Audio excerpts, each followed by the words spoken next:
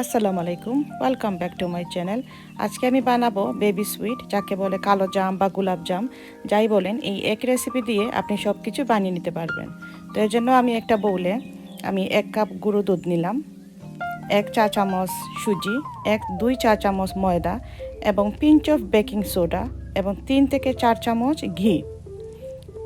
এগুলো নিয়ে আমি খুব ভালো করে মিক্স করে নিব।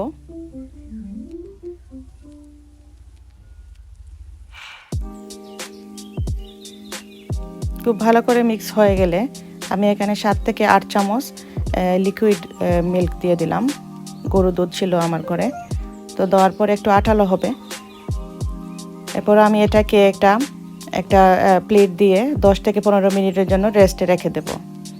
10 থেকে 15 মিনিট পরে আমি হাতের মধ্যে একটু ঘি লাগিয়ে ছোটো ছোটো করে আমি মিষ্টির সাইজ করে নিলাম। আপনারা আপনাদের পছন্দ মতো লম্বা গোল যেরকম চান করতে পারবেন।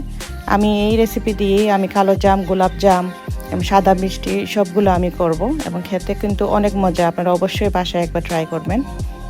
তো এমনভাবে আপনারা মিষ্টিগুলো বানাবেন যাতে কোনো ক্রাক না থাকে।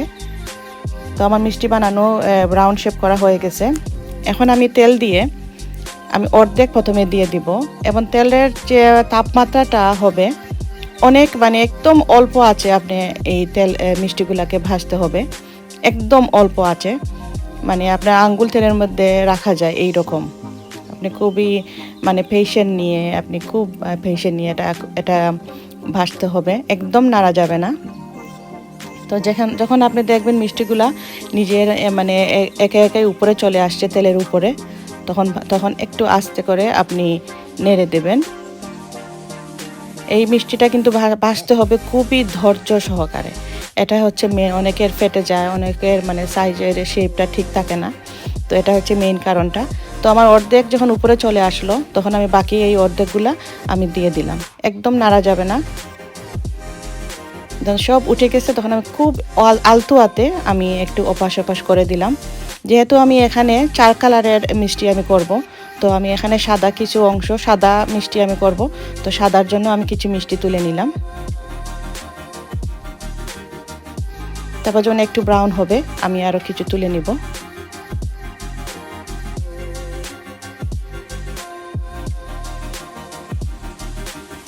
এখন আমি আরও কিছু তুলে নিব।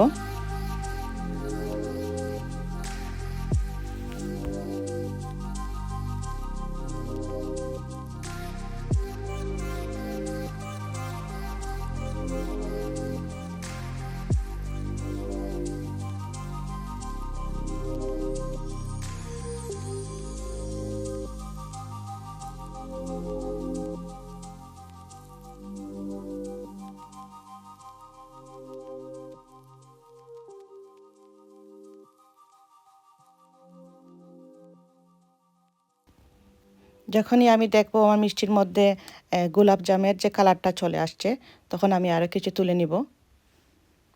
এখন আমি অপেক্ষা করতেছি কখন এটা একটু কালো হবে, তখন আমি তুলে নিব। তো হয়ে যাবে আমার কালো জামের যে মিষ্টিটা আছে ওইটা। তো আপনি একই রেসিপি দিয়ে আপনি 4টা মিষ্টির স্বাদ নিতে পারেন এবং অবশ্যই ট্রাই করবেন। এটা খেতে অনেক মজা, আমার বাচ্চারা অনেক পছন্দ করে। তো আমার ভাজা হয়ে গেল, দেখতে পারতেছেন 4টা কালারের মিষ্টিটা আমার রেডি হয়ে গেল। এখন আমি একটি পাত্রে আমি 2 কাপ চিনি দিব এবং 3 কাপ পানি দিয়ে আমি অপেক্ষা করব কখন বলকটা আসবে। তো 2 কাপ আপনি দিবেন সুগার এবং 3 কাপ পানি এবং কিছু দালচিনি এলাচি দিয়ে দিলাম। এটা আমার ভালো লাগে ঘ্রাণটা, এটা আপনার অপশনাল, দিতে পারেন নাও দিতে পারেন। তো আমি এখন অপেক্ষা করতেছি কখন বলকটা আসবে। তো দেখতে পারতেছেন আমার একটা বয়েল হয়ে গেছে পানিটা, একদম সুগারটা একদম মিলে গেছে। তখন আমি এগুলা দিয়ে দেব সব মিষ্টি 10 মিনিটের জন্য। এই 10 মিনিট কিন্তু একদম নাড়া যাবে না, আপনি শুধু এইভাবে আপনার পানটাকে একটু নড়াবেন। দ্যাটস ইট, 10 মিনিট রেখে দেবেন এইভাবে। তারপর আমি একটা নিলাম, দেখলাম কুক হয়েছে কিনা। তো আমি দেখতেছেন খুব রসালো হয়েছে এবং এটা এইভাবে রেখে দেবেন 1-2 ঘন্টার মতন। এরপর আপনারা এটা খেতে পারবেন। অবশ্যই ট্রাই করবেন এবং আমার চ্যানেলটা সাবস্ক্রাইব করে আমার পাশে থাকবেন।